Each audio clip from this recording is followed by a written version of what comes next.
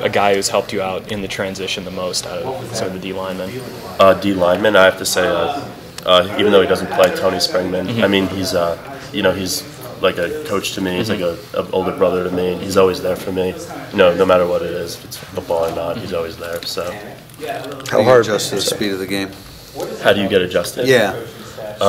You just go against the guys there in practice. I mean, you really have to just, I don't know. It's just you talk about having a high motor, but you probably have to somewhat consciously say, okay, I've got to play even a little bit harder. Yeah, I mean, we're just going against them every day. You kind of get used to it, and then you just realize that you just got to speed up and compete with those guys. Yeah, I feel like you just get used to it after a while. How hard was it to get the defense down when Coach Van Gorder got here?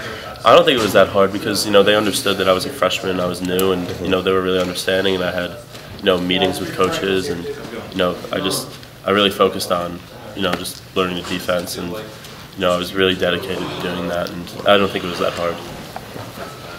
Was there a moment where you kind of had like a welcome to college football? Was it like running out of the tunnel against Rice? Was it the whole experience of the Michigan game? I mean, was there a moment for you where you're like, wow, I'm on the big stage now? I think it was when I got laid out. Yeah. And then I stood up and I was like, wow, that was this is the real thing. What do you remember? I mean, you came back in and played. Yeah. I mean, your head must have cleared. You remember all that. I was fine. Yeah. I mean, I think I was mostly in shock because I didn't really know what happened. I mean, it came out of nowhere, so I just for a couple of minutes I was out of it.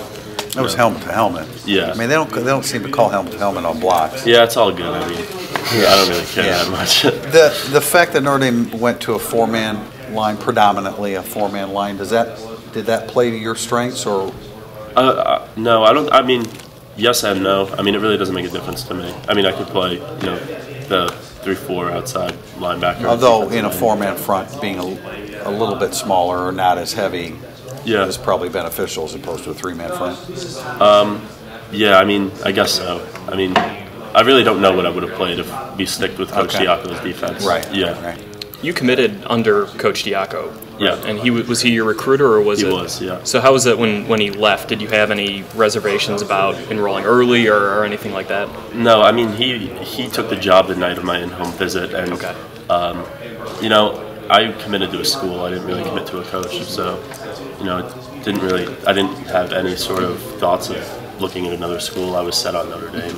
What was the first conversation you had with Coach Van Gorder? First conversation is when I got here in January, and I remember Coach Elston told me to come into his office, and Coach Van Gorder walked in, and he just introduced himself, really.